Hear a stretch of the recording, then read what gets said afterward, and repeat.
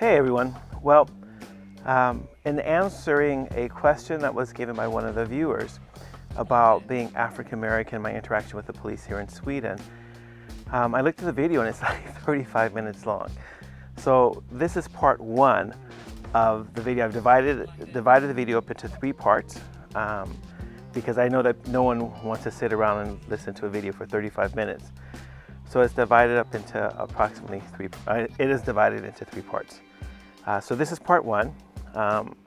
So if after you're watching part one, you'll sort of get part of the story in part two and part three to get sort of the whole picture as I reflect not just on my interaction with the police, but also with some of the things that I've noticed both when I was studying theology here in Sweden, as well as things that I've noticed since working in the Church of Sweden and in EFS also as a person of color.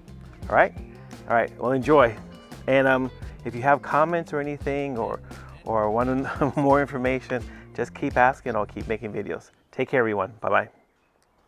Well, hello, everyone. And you might be wondering why this video is done here in a garden. And actually, this used to be, so when I first moved to Uppsala, this was a McDonald's. So right now, it's actually a bunch of high-rise apartment buildings that people have bought. But before, when I first started working in the Church of Sweden, this was a McDonald's that I would often come to, especially when I had to work early in the morning. I would come here and get breakfast so I could get out of the house because I live on the other side of town. And this is actually the answer to a question. So I'm really glad that you're asking questions, and that really helps me to make the content for the videos. So yesterday someone asked me about my experiences with the police as an African American in Sweden. And so I thought I would tell you about one of the incidences, one of the things that have happened with me and the police. So for the most part, my relationship with the police in Sweden has been much better than the police in America. In America, it's been not so good. It hasn't been always bad, but it hasn't been always good either. A lot of times just being harassed by the police in the States, especially when I was the only black executive chef in an area. I was working in Orange County. I had bought a brand new car because I had a good job. I was a single dad and I bought a brand new car. And I was actually followed by the police back in Orange County every single day after work. And they would stop me and ask my registration and proof of insurance and my license and run a check to see if I've done anything illegal. And even when commenting, like, you just stopped me yesterday. What do you think? I made some big major crime in one day. He's like, don't get smart with me. And he starts to put his hand on his gun. I'm like, hey, officer, I'm just saying, it's late at night. I've been working all day, And you have to kind of go back to that, the police had a lot of power and sometimes they use it in the wrong way. That followed me to Sweden. And even though Swedish police don't use violence as much as in America, the amount of police violence in Sweden has actually grown. So in 2006, I was working in the Church of Sweden. It was an early morning. I came here to McDonald's to have breakfast. I really like Egg McMuffins. I don't eat pork, so Egg McMuffins. I always take a little smoked turkey with me, and I put inside my thing. I use the Swedish caviar, and every Swede is going like, and if you've tasted Swedish caviar, then you understand it's an acquired taste, okay? But I happen to really like it. And so I was just here. Oh, look at this gigantic mosquito. Ooh, that was like a huge mosquito. A real vampire bloodsucker. Okay. Sorry. No, they're pretty aggressive now. And so I was just like here, eating breakfast by myself, minding my business. I had a hoodie on just like I do today. Back then I used to have long dreads. I had a lot of earrings and I had a lot of bracelets. I used to wear, what would Jesus say? And today I just have the one from Martin Luther King. But otherwise I used to have a lot more decoration on me than what I do nowadays. And this incident actually is the thing that actually maybe affected the way I started to dress, where I started to not be as artsy as I was back then.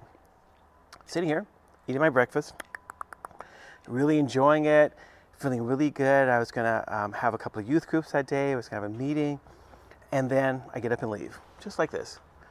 put my plate away. You know, I cleared off the table because I believe you should do that. I don't believe you should just act like a pig when you're out at a restaurant, even if it's a fast food restaurant. And I started walking. And all of a sudden, another police car pulls up. And I'm probably, let's see, if this was the McDonald's where I was eating at, I was probably about right here. So as you can see, there's all these apartment buildings all around me. Not at all the McDonald's that used to be here. And I got here, and the 3 police officers that had been inside of McDonald's came out and said, "Hey, you." And then the other police officers came from the parking lot, and they stood and they surrounded me. 6 Uppsala police with my background, my mentality, and I'm thinking like, what did I do? So I faced the police officers. I'm like, yeah, what? He's like, who are you? I'm like, who are you? Because, you know, I had been in Sweden for a while, and I tend to be, this is a problem I have. So when people try to threaten me, I just don't naturally go like, oh, okay, just do it. I'm just kind of like, I'll open my mouth up and say stuff. And so they said, well, we have the right to know who you are. I'm like, well, maybe I have the right to know who you are. And if you're going to stop me, have I done anything wrong? Did I break a law or anything that I didn't know about? You know, I haven't lived in Sweden that long, you know, and the officers are like, you don't get smart with me. I'm like, I'm not trying to get smart with you, but if you're going to stop me, you have to inform me of what it is that I've done wrong. And they couldn't do that. And so it went back and forth, and I told them, I'm like, listen, I just started working in the Church of Sweden as a priest. Soon I'll be working as a priest in the Church of Sweden. I'm employed right now to work with the youth. I said, I'm supposed to be working in a preventive measure to try to keep kids from joining gangs and to have a better relationship with the police. And I tell you, when they hear about this, that's not going to make it a lot better. So you're not really helping my job at all. He's like, sure. I'm like, listen, dude, I work as a priest in the Church of Sweden. He's like, sure you do. Yeah. I'm like, well, what's your problem? Is it just because I'm black? He's like, I'm an immigrant too. I'm like, I don't care. You think immigrants can't be racist? You think only white Swedes are racist? That's how racist you are. You don't even know that you're a racist. And he was like really upset with me. And so we went back and forth, and he finally asked for my personal number. And I keep going like, well, what do you need my personal number for? And then he said, well, there was a crime in this area, and you fit the description. I said, what was the description? How tall was the person? What were they wearing? What time of the night it is? I have a schedule. Here's the number to my boss. She's a priest in the Church of Sweden. You can call her direct and ask if Edward Thomas works in the Church of Sweden. And they wouldn't do it. But then after 45 minutes, they finally take my personal number. It's like a social security number that you have, but everyone in Sweden has a personal ID number. And then they ran it through the system, checked to see they checked to see first if I was illegally here, which I felt really offensive. I had a Swedish driver's license. I had become a Swedish citizen. I'm like, wow, this is really bad. And then they checked to see if I had done any crimes, if there was a warrant out for my arrest, and then checked to see if I lived where I said I lived in Sävja, in the southern part of Sweden. of Uppsala.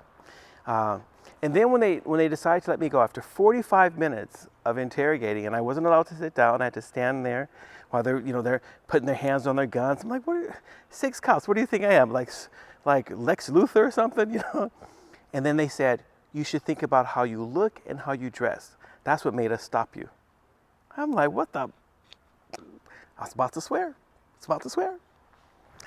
So no, that incident with the police did not sit well with me, even today. I'm nervous when I'm around police in Sweden, even though for the most part I know they're not gonna, probably not gonna do that much. But I have seen, so when I used to work with the youth late at night at the church, at Kyrkan, and sometimes the kids would get out of line. We had a lot of kids that were into criminal things and misbehaving, and they wouldn't go home, or they would threaten people. Call the police. The police would come, they walk into the room, and even though I am the leader for the whole night, they automatically went to the white Swedish helpers. And then I remember my friend Alex, he's like, but that's the priest over there. He's like, where? He's like, look in my direction. And he never considered that the black guy here was the leader and that he was the priest. So that was this video. You've now come to the end of part 1. There is also a part 2 and a part 3. In this part one, I've been more focused about my interaction at one time with the police that was really negative. And then I've also expanded in parts 2 and parts 3 some things that I've noticed when I was studying in the seminary, as well as things I've noticed since working in EFS and the Church of Sweden. I'd like to also add that no, I don't. Most of the time, I don't think that I'm experiencing any racism or exclusion or things, but that does happen, and I don't want to be blind to it or try to sweep it under the carpet when it does happen. So it does happen here, and there is a problem here with inclusion. There's a problem with bringing people who are immigrants and asylum seekers into the mainstream of society here. So. But anyway, watch parts 1 and part 2. If you have any questions or anything else you want to know about, feel free to ask. Thanks for watching. Bye-bye.